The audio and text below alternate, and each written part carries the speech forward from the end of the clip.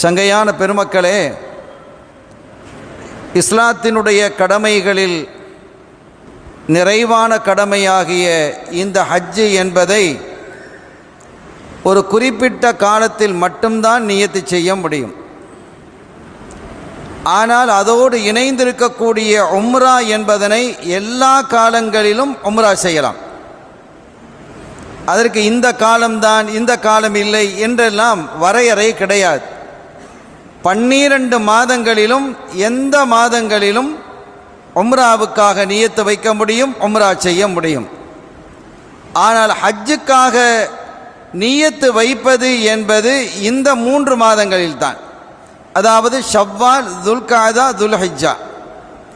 இந்த 3 மாதங்கள் என்றால் இந்த 3 மாதமும் முழுமையாக அல்ல.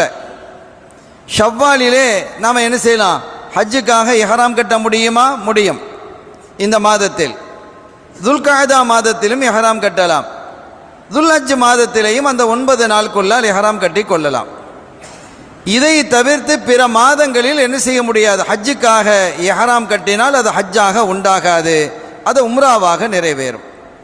இதைத்தான் அல்லாஹ் சொல்லும் பொழுது அல் ஹஜ்ஜு அஷ்ஹுரும் மஅலூமாத், அறியப்பட்ட சில மாதங்களில் மட்டும்தான் ஹஜ்ஜுக்காக நியத் செய்ய முடியும். இப்போ ஹஜ்ஜினுடைய சட்டத்திட்டங்களை பல இடங்களில் சொல்லப்படுகிறது, நாம் அதை இங்கே சொல்ல வரவில்லை.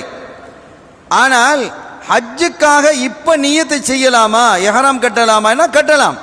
கட்டினா ஹஜ்ஜு வரைக்கும் இஹ்ராமோடு இருக்கணும், அது வேறு விஷயம். அது சாத்தியமா என்றால் அது பெரும்பாலும் சாத்தியம் இல்லை. அப்படி இஹ்ராம் கட்டுவதற்கான அனுமதி இந்த மாதத்திலிருந்து, ஷவ்வாலிலிருந்து ஆரம்பமாகி விடுகிறது என்ற விஷயத்தை தான் ரப்புல் ஆலமீன் அல்லாஹ் ஜல்ல ஷானஹு வ தஆலா இந்த புனிதமான வசனத்திலே குறிப்பிடுகிறான்.